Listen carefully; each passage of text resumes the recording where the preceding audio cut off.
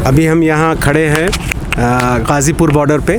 तो हमारे कुछ दोस्त हैं जो यहाँ मौजूद हैं, उनसे हम जानना चाहेंगे कि भाई किसान संगठन क्या कर रहे हैं, ख़ास करके 26 जनवरी के इशू के बाद क्या हुआ। तो ये जानने के लिए अभी हम इनसे बात करते हैं। आपका शुभ नाम क्या है, आप बताइए। जी, मेरा नाम अनुज शर्मा है और मैं मुरादाबाद से बिलोंग करता हूँ। अच्छा अनुज जी, ये बताइए कि किसानों के मूवमेंट को आप भी 2 महीने से देख रहे होंगे, हम भी देख रहे हैं, तो क्या आपका क्या विचार है इसके बारे में?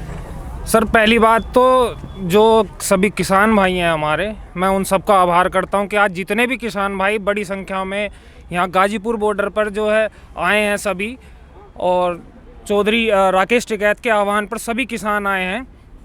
देखिए, इस सरकार का जो है वो पिछले 2 महीने से किसान यहाँ धरना दे रहे हैं अपनी मांगों के लिए, अपने हक के लिए, लेकिन इस सरकार का रवैया इतना ख़राब रहा है। चाहे वो ये धरना हो, इससे पहले भी इस सरकार के कार्यकाल में जितने भी धरने हुए हैं, इस सरकार ने हमेशा दमनकारी नीति अपनाई है।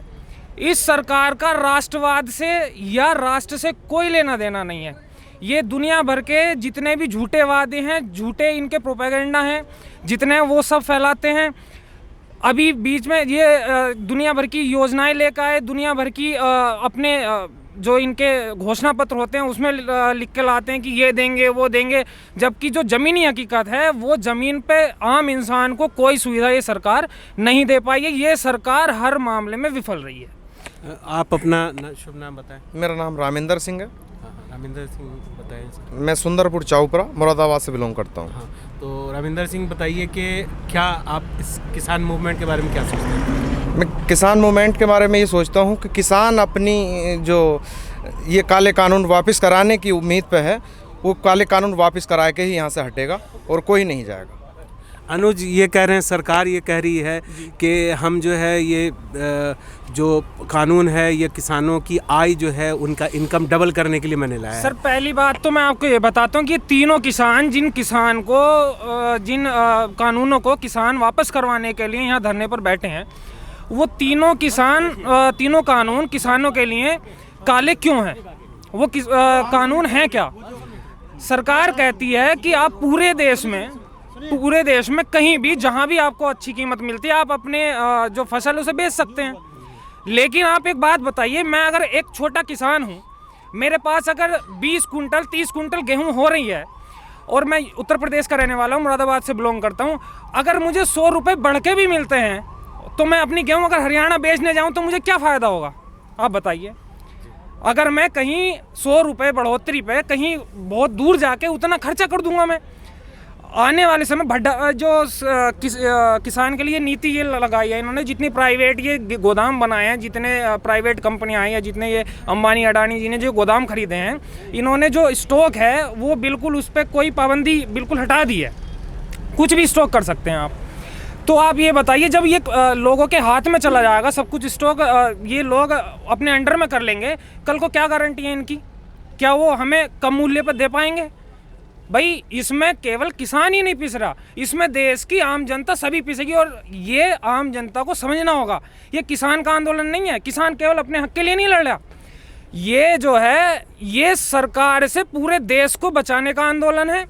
अब इस आंदोलन में मैं सभी से ही अपील करूंगा, केवल किसान भाइयों से नहीं, कि आम आदमी भी इस योजना को, सरकार की इस गलत नीति को समझे और जितनी ज़्यादा से ज़्यादा संख्या में लोगों से हो सके वो यहाँ आएँ और अपने किसान भाइयों को सहयोग दें और यहाँ उपस्थित हो। ये सभी से मेरी गुजारिश। देखिए, आमदनी दुगनी करने का जो ये वादा किया था इन्होंने, ये चुनाव में अपनी जीत हासिल करने के लिए किया कि हम किसान की आमदनी दुगनी करेंगे, लेकिन ऐसा कुछ भी नहीं है। आमदनी दुगनी नहीं हुई है। ये एक पहाड़ा पढ़ाना स्टार्ट किया था, किसान को बरगलाया था इन्होंने कि हम 16 दूनी 32 दुगना कर देंगे, 16 दूनी 32, लेकिन 16 दूनी 32 तो नहीं, लेकिन ये 16 दूनी 8 जरूर कह रहे हैं। ये कुछ नहीं कर पाएंगे। मैं इनको भी इसमें डिबेट में लाता हूँ जी। और इनसे मैं जानना चाहूँगा कि ये जो अनुज ने या अपने रविंदर जी ने जो कहा, तो उससे आप कितना सहमत है? जबकि सरकार तो बिल्कुल उल्टा इसका कह रही है। सरकार के जितने चैनल हैं, बहुत से चैनल्स हैं, उन्होंने भी इसी तरह की बात कही। देखिए जी, सरकार, शुभ नाम पहले। मेरा नाम है देविंदर। हाँ देवेंद्र जी। हम जिला मुरादाबाद, गांव सुंदरपुर चाउपरा से हैं जी। तो जो इन दोनों भाइयों ने बात कही है ना, तो ये नेताओं की तरह पर्चे पे रट के या पढ़ के नहीं आए, ये इनके आत्मा से निकली हुई आवाज़ थी। जिससे मैं क्या, सभी जो अच्छे लोग हैं, जो किसान हैं या मजदूर हैं, जो मतलब सही इस चीज़ को समझ रहे हैं, तो वो इस बात को सहमति देंगे अपनी। दूसरी बात रही सरकार की, तो सरकार जो है ईगो पे आ गई है, ईगो पे अपनी। आपने रावण का नाम सुना? जब रावण ईगो पे आ गया था तो उसे पता चल गया था कि तेरे कुल का वंश जो है तेरा मिटने वाला है, पर लेकिन जब ईगो पे आ गया तो उनने ईगो की वजह से सीता को वापसी नहीं करा, अपना वंश मिटा लिया, समूल नाश कर लिया। तो ऐसी अब सरकार की नीति है, जो ईगो बना लिया। हिटलर ने जब नियम पारित कर दिए थे, जब उन्हें देखा सब कुछ खराब हो लिया, तो गोली खुद ही मारनी पड़ी। तो तानाशाही में तो ये सब चीजें चल रही हैं साहब। तो आप कहना चाह रहे हैं कि ये तानाशाही हो रही है? बिल्कुल सर, तानाशाही है। देखिए, आज तक इतिहास उठा के देख लो, जब से भारत स्वतंत्र हुआ, इतनी तानाशाही सरकार मुझे नहीं लगता आज तक आई है, और ना भविष्य में कभी आए। क्योंकि भविष्य हम तय करेंगे, जनता तय करेगी देश का। हम नौजवान हैं देश के, हम देश का भविष्य हैं। तो हम आगे को, हमें इन जो सरकार है उसकी नीति पता चल चुकी है कि ये सरकार क्या चाहती है। देखिए, ये बड़े बड़े मुद्दे फैलाते हैं, चाइना, पाकिस्तान को कौन पूछता है भाई? पाकिस्तान का मतलब क्या मतलब है? ये रोज हर एक बड़े चैनल जितने हैं आज तक, ये तुम्हारा न्यूज़ 18, दुनिया भर के जितने चैनल हैं, ये सब कोई पाकिस्तान, कोई चाइना। अरे क्या मतलब? अपने देश को सुधारो, अपने देश में आय बढ़ाओ, जो नौजवान है उन्हें नौकरियां दो। नौकरियां छीन रहे हैं, खेती छीन रहे हैं, बच्चा करेगा तो करेगा क्या? नौजवान करेगा तो। और आप ये देखिए कि ये कह रहे हैं कि किसानों ने जो है यहाँ सारी स्थिति इस आंदोलन की बिगाड़ी है, किसानों ने उपद्रव मचाया। सर आप एक बात बताइए, जो रूट तय हुआ था किसानों के लिए, जो बात हुई, तो उसी रूट पे बैरिकेडिंग कर रखी है इन्होंने। किसान जाएगा तो जाएगा कहाँ, बताइए आप? जिस रूट पे जो बात हुई थी सरकार से, जो दिल्ली पुलिस ने उन्हें परमिशन दी थी, उसी रूट को आप बैरिकेडिंग कर देते हो और खुद रास्ता देते हो किसानों के, किसान मुड़ के जाएं। और एक हकीकत देखिए, वहाँ कौन था? वहाँ लाल किले पे किसने झंडा फहराया? लाल किले पे केवल जो लोग थे वो केवल बीजेपी के एजेंट थे, वही लोग थे, और जिन्हें आज बीजेपी पहचानने से मना कर रही है। अगर उस व्यक्ति की फोटो राहुल गांधी के साथ अगर वायरल हो जाती तो कांग्रेस को ये देश से खत्म करने का प्लान बना चुके होते। मैं कांग्रेस का बिल्कुल समर्थक नहीं हूँ, मैं विरोधी हूँ कांग्रेस का, लेकिन केवल इनकी नीतियों के अनुसार जाने के बाद मैं इस चीज़ को बोलता हूँ कि अगर उस व्यक्ति की फोटो, जो दीप सिद्धू नाम का व्यक्ति है, वो भाजपा का। अच्छा एक बात बताइए, जो व्यक्ति मेरे घर आके मेरे साथ खड़ा होकर फोटो खिंचवा रहे हैं, मैं उससे अनजान हूँ? ये सोचने वाली, मैं उससे अनजान हूँ? ये मोदी जी का खास आदमी है, ये सब बीजेपी का करा धरा। इनका पहले से ही हाथरस में केस हुआ, हाथरस वाले केस में इन्होंने, जो हमारे नेता थे, किसान नेता नहीं है वो, रालोद के हैं, जयंत चौधरी जी, उन पर लाठीचार्ज करवाया। और भी बहुत नेता गए, और जितने भी नेता गए, चलो पार्टियों से कोई लेना देना। ये सच्चाई सीबीआई ने सबके सामने खोल कर रख दी है कि उस लड़की के साथ रेप हुआ था, बलात्कार हुआ था, लेकिन सरकार ने इतनी दमनकारी नीति अपनाई कि वहाँ से सब पे लाठीचार्ज कराया और लोगों के पास कोई विकल्प नहीं छोड़ा। और जितनी गोदी मीडिया है, ये मैं धन्यवाद करूंगा उन छोटे चैनलों का जो बेचारे सच्चाई दिखा रहे हैं किसान आंदोलन में। ये जितने बड़े चैनल हैं, ये देश को खा जाएंगे, इनका जमीर बिक चुका है, इनके पास कुछ नहीं है। ये गोदी मीडिया केवल और केवल देश को बदनाम करने, ये बहुत बड़े चाटुकारिता में आ चुके हैं, ये मोदी सरकार के लिए बिक चुके हैं। अब सीबीआई की रिपोर्ट आती है कि उस लड़की के साथ रेप। अरे शर्म आनी चाहिए योगी जी को। एक लड़की, उसके माँ बाप से, उसके भाई से, उसे अंतिम संस्कार तक उसे करने की इजाज़त नहीं मिली, उसे पेट्रोल छिड़क कर जो है जला दिया गया। तो आप ये सरकार है, ये लोकतंत्र है? इनका कोई हवाई जहाज जाता है किसी उसमें, ये सभा करने जाते हैं वहाँ ममता बनर्जी के वहाँ स्टेट में, तो इनके ऊपर जब इनके प्रदर्शनकारियों के ऊपर ममता जी करते, हालांकि गलत है कि नहीं, लोकतंत्र की हत्या है, तब ये बड़े बड़े मुद्दे बनाते हैं। क्या कर रहे हैं किसानों के साथ? रात क्या हुआ? टिकैत साहब को रोने पर मजबूर कर दिया हमारे किसान नेता को। तो क्या हुआ वो? अगर टिकैत साहब थोड़ी देर के लिए अपना धैर्य खो बैठते तो आज क्या रह जाता किसानों पर। लेकिन हिम्मत है टिकैत साहब की, टिकैत साहब के जो हिम्मत है, जो साहस है, उसे हम नमन करते हैं। टिकैत साहब का जो साहस है, वही वजह है कि आज ये किसान आंदोलन फिर से खड़ा हुआ, और पूरी ताकत से, पूरे जोश के साथ युवा, बुजुर्ग और जितने भी लोग हैं वो सभी इसमें शामिल होंगे। किसान सरकार को झुकाकर मानेगा, ये तीनों कानून वापस होंगे और हर हालत में होंगे। अनुज ये बताओ कि ये अभी तो हम लोगों ने सारी बातें की, लेकिन इससे किसान मूवमेंट से पॉजिटिव आपको क्या दिख रहा है कि क्या आएगा? सर हाँ, इनको मेरा पहले- नाम अमन है, मैं टिकरी बॉर्डर से आया हूँ। सिरसा ज़िला है मेरा, हरियाणा से, गांव है नथौर। तो जो पॉजिटिव, सबसे बड़ा पॉजिटिव ये है जी, जो किसान का आपसी, जो किसान के मुद्दे हैं उन्होंने किसान को साथ में ला दिया है। अब ना कोई यूपी का किसान है, ना कोई हरियाणा का, ना पंजाब का। एक भाईचारे जैसी स्थिति है पंजाब हरियाणा के बीच में भी, जो कि पुराना दौर था वो वापस आ गया है। और उस तरीके से हम एक साथ मिलेंगे, एक साथ लड़ेंगे और एक साथ ही जीतेंगे। पॉजिटिव सोच ये है सर कि ये रात जो इनकी गलत नीति रही है हमारे नेता को यहाँ से या हमारे किसान भाइयों को यहाँ से भेजने की, ये बड़ी मीडिया जितने बड़े चैनल हैं इन्होंने ये झूठा दिखाया कि साहब ये तंबू उखड़ना स्टार्ट हो गया, ये उखड़ना, कुछ नहीं उखड़ा है। मैं सभी लोगों से अपील करता हूँ, कुछ नहीं उखड़ा है। सारे किसान यहाँ और बड़ी तादाद में हम दोबारा से, हमारे अंदर एक दोबारा जोश भरा है। सरकार ने हमारा दमन करने के बाद ये आंदोलन शायद हम दोबारा से मतलब इस गति पे नहीं आ पाते, लेकिन ये आंदोलन और तेज रफ्तार में आ चुका है और अब हर कीमत पर हम सरकार को झुका कर मानेंगे, अपनी मांगे मनवा कर मांगे। सर मीडिया की बात करते हैं जैसे, भाई साहब एक चीज़ बात मैं रोक के कहूँ, मैं एक चीज़ देख रहा था, जिस चीज़ का जन्म राष्ट्रीय चैनल है एक रिपब्लिक भारत, उसके एक एंकर पे अभी कोई केस भी चला था पीछे पे, तेरा काफ़ी दंगे मचे उसके चक्कर में। हाँ, पहली बात तो वो चिल्लाते हैं, पर सबसे बड़ी मेन बात देखिए, जो किसानों को गद्दार बता रहे हैं, एक हेडलाइन चल रही है नीचे, देश के गद्दार। ये एसी में बैठने वाले जिन्होंने देश के लिए आज तक कुछ नहीं करा, इस देश से क्या कमा है, लिया ही है, कुछ दिया नहीं देश को, वो एक रिपब्लिक चैनल जो है सीधी एक हेडलाइंस दिखा रहा है कि देश के गद्दार, इन गद्दारों की अब कोई जगह नहीं है, इन गद्दारों को यहाँ से भगाया जाए।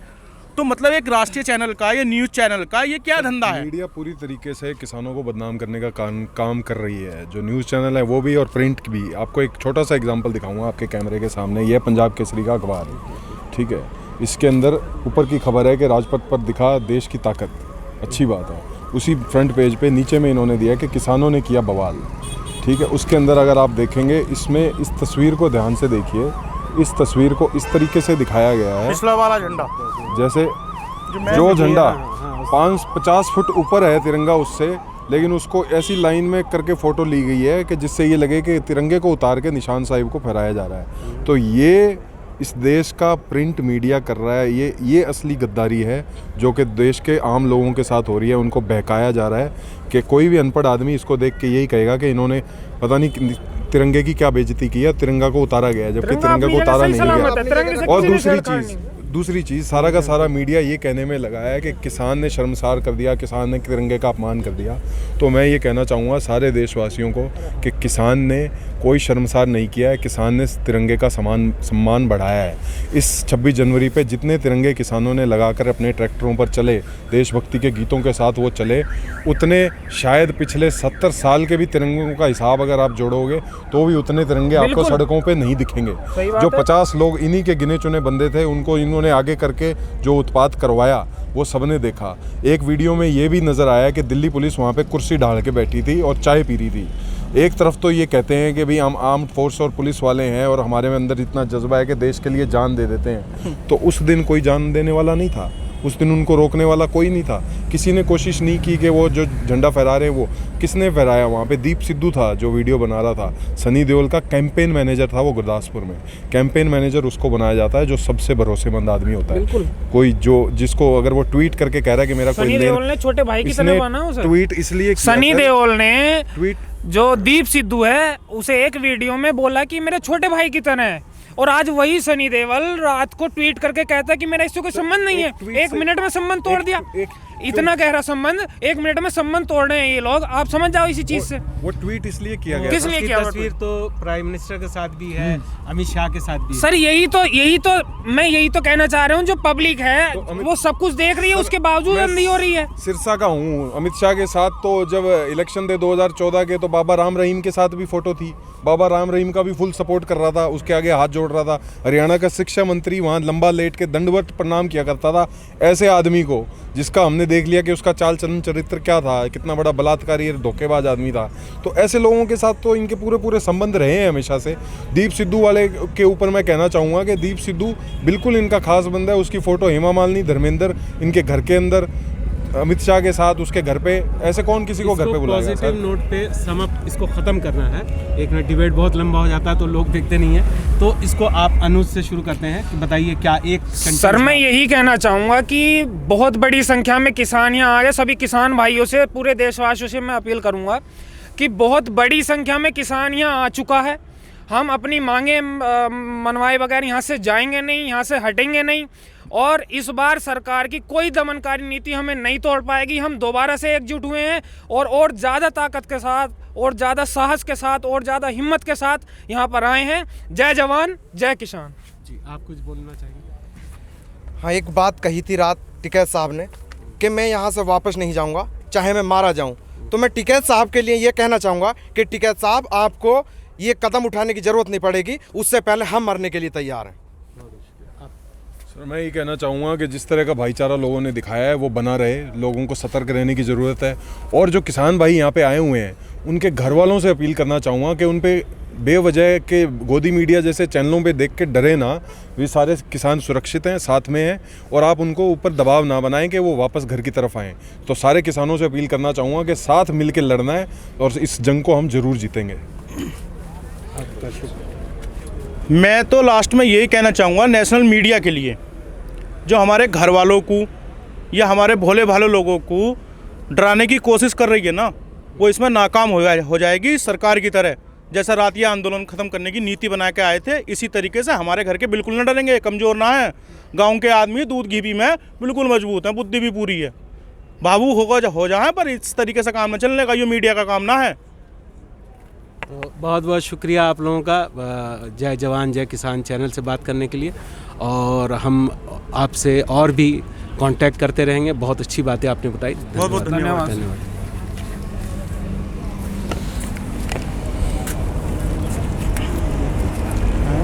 पॉजिटिव फ्लावर विदाउट लोगो चाहिए आपको?